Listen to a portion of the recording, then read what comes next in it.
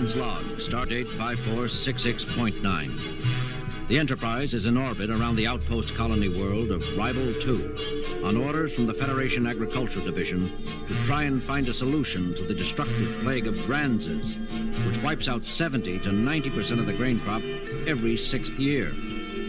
A landing party of Dr. McCoy, First Officer Spock, and myself has beamed down to the Ribolian surface to survey the problem firsthand. Mr. Newt Henderson of the Ribolian Settlers League has taken us in hand. Mr. Henderson, you realize that none of us has ever seen a Dranzer. So, if you knew Dranzers, Captain Kirk, you wouldn't wonder why we're making this little trip by air instead of on land. I confess that I am surprised at the lack of information on such a dangerous creature, Mr. Henderson. Starfleet records are of little help. Let's see if I can fill you in then, Mr. Spock, wasn't it? A Dranzer looks like a cross between a pig and a buffalo. They have long black hair, flat quadruple horns, an ugly disposition, and are about half the size of an earthly elephant. So it's their size which makes them a threat to you. Yeah, and the fact that they breed like rabbits. When this world was first settled 12 years ago, they weren't considered a danger. They stayed in the hilly grasslands on the western part of this continent. We grow our grain in the central and eastern plains regions. Everything was fine until 6 years ago. We noticed then that the Dranzers were so thick they nearly walked on each other. But we had no reason to suspect they would Come down onto the plains and trample your fields. Just so. We don't know why. Too many Dranzers, too little food maybe, but they panicked. Came down out of the hills like a black avalanche and ruined the whole crop for that year. Nearly ruined the colony. But we hung on, replanted, and have done well since then. Except... It's 6 more years and the Dranzer population is up again. And you expect another continent-wide stampede. Yeah. Ah, there they are. Now, you'll see what I mean. I'll cut our engine and we'll glide in over them. Otherwise, the noise is liable to start the stampede.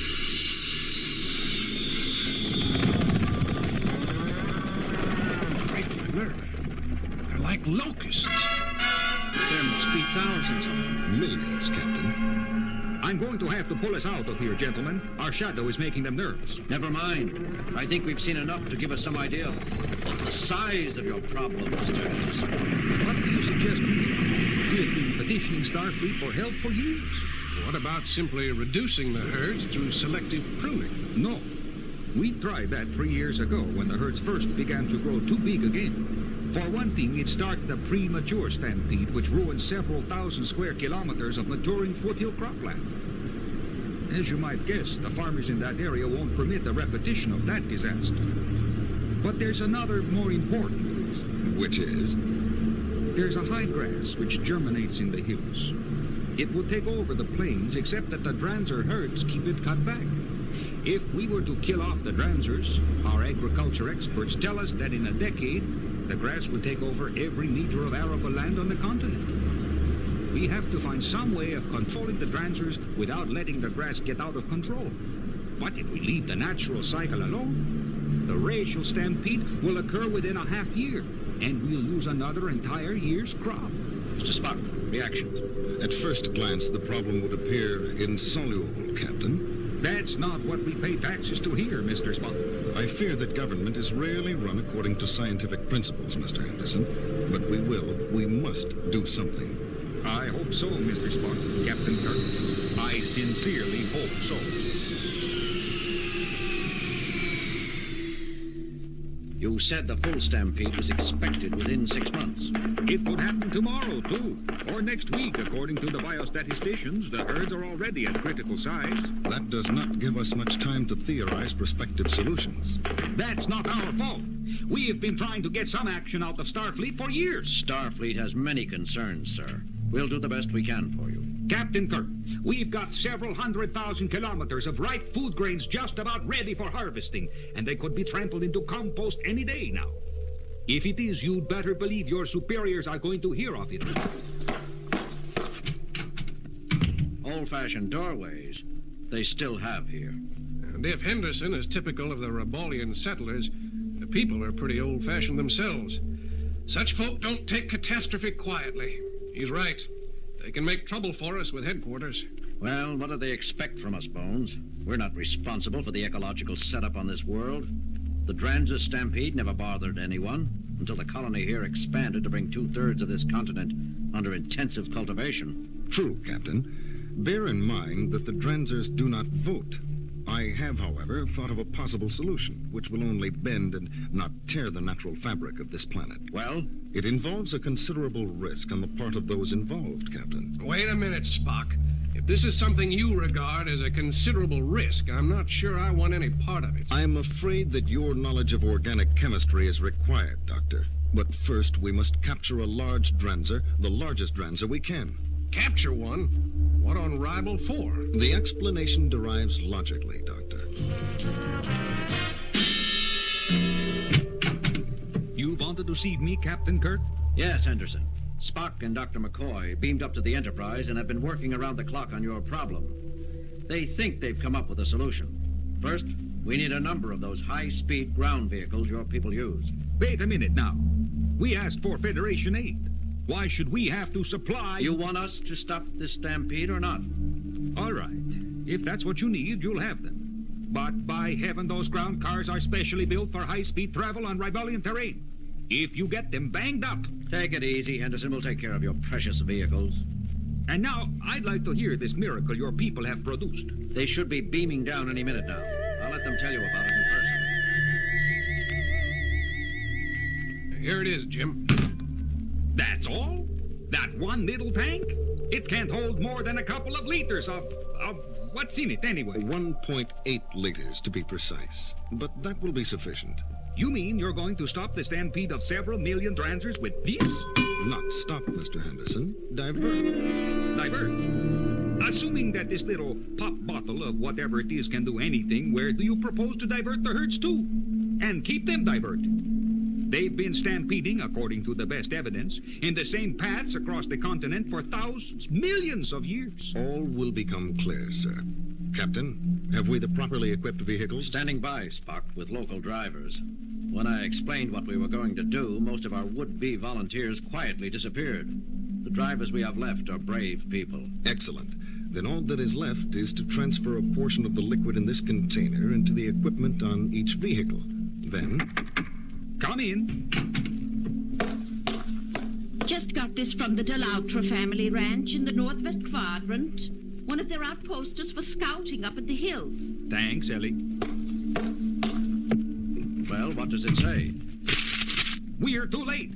You're too late. I should have known not to rely on Starfleet again. The stampede's already begun. Then we have no time to waste, gentlemen. Captain, Dr. McCoy, you will each command one set of vehicles. Mr. Henderson, how much time have we before the herd leaders reach the first grain fields? In case we fail, these areas should stand by to evacuate. Wait a minute. You don't propose to try something now. You can't expect to stop several million animals already in full stampede. I said divert. Remember, not stop. Captain, Dr. McCoy, are we ready? I hope you know what you're doing, Spock. If this doesn't work, they're gonna have to scrape us off the ground. If it doesn't work, a lot of people here will be ruined, Doctor. And many elsewhere will go hungry. It must work. Besides, the percentages are in our favor. They are... Never mind. I don't want to hear. I might want to back out. Of course, everything depends on your accurate synthesis of the necessary liquid. Thanks, Spock.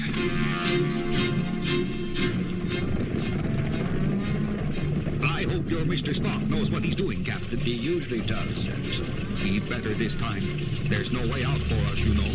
We can't go right or left to escape the herds. If this doesn't work, we've had it. Look back there, out the rear window. See that dust cloud?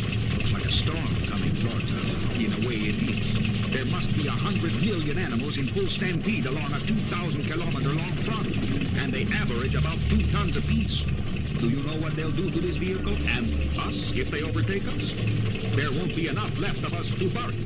Captain. Here, Spock. Ready at Station 1. Very good, Captain. I am approximately 600 kilometers due north of your position. Dr. McCoy's group is a similar distance north of mine. Can you see the herd? We can see the dust cloud they're raising. Good. On my signal, you will activate the sealed tanks on your vehicles and start along the charted course. Check, Mr. Spock. Dr. McCoy? I heard, Spock. We're all set at this end. Jim? I'm here, Bones.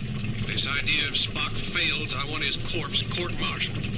Appropriate action will be taken, Bones. How long is he going to wait? Until he's sure the timing is right. Timing! Look behind us again.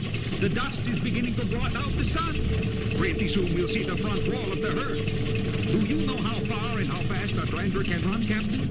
If we run out of fuel, or have a mechanical problem, or this crazy idea doesn't work, we've no place to run. Relax, Henderson. Spock knows what he's doing. I can make out individual animals now. They'll be on us in another few minutes. Here, you, Commander Spock. What's going on? What are you waiting for? The correct moment, Mr. Henderson. Correct moment? Look, in another couple of minutes, we're all going to be a smear on the landscape. If you don't... Very well. Captain, Dr. McCoy, you may open the valves on your tanks. Check, Spock. You can smell it even in here. What's in that canister anyway? Spock discovered that Dransers have very poor eyesight. The herd leaders produce a musky odor which the others follow. He had Dr. McCoy mix up a batch of synthetic Dranser musk, only concentrated several 100,000 times. To the animals leading the herd, we must smell like the most authoritative Dranser that ever lived. The same smell is being released by Mr. Spock's and Dr. McCoy's group of vehicles along the whole front of the herd. You have our course plotted? Yes, yes. Then let's get moving. With pleasure. Captain, It's working, Spock. They're turning slightly. Yes, they're following us. here also, Captain. And up here. Good work, Spock. We are not secure yet, gentlemen. Captain, we can't keep this up forever. We've been running at this speed for nearly a whole day. Even with the extra fuel tanks I had installed, we can't continue at this speed much longer. We've covered so much territory already in this dust that... Hey, what's that up ahead? Henderson, leave that wheel alone. What are you doing? Don't you see? We're headed right into them again. They're behind us too. We're trapped. Don't you see? We're trapped. Get a hold of yourself, Henderson. That's not another herd. That's the back end of the herd following us. Back in? Following us? Captain, all vehicles stand by to execute final maneuver. Ready, Spock. Ready. I don't understand, Captain. Look behind us now. It's the herd, but they're passing behind us. They're not following anymore. That's right, Henderson. Spock knew we couldn't kill the Dransers off, so the Stampede had to take place. But nothing said it had to follow the same old paths. Check our course. See, we've led the herds in a full circle. Our scent tanks are empty, and now the animals in the front of the herd are following the scent of those at the back of the same herd.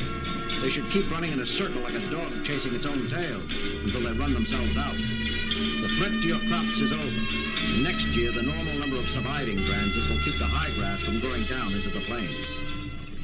Control Group 3 to Group 2. Group 3 calling Group 2. Group 2 here. Is that you, Landowner Henderson? Mr. Spock, please accept my personal apology, along with the thanks of every farmer on Ribble 2. You've solved our problem, now and for the future. You're welcome, Mr. Henderson. But there is a penalty. Penalty?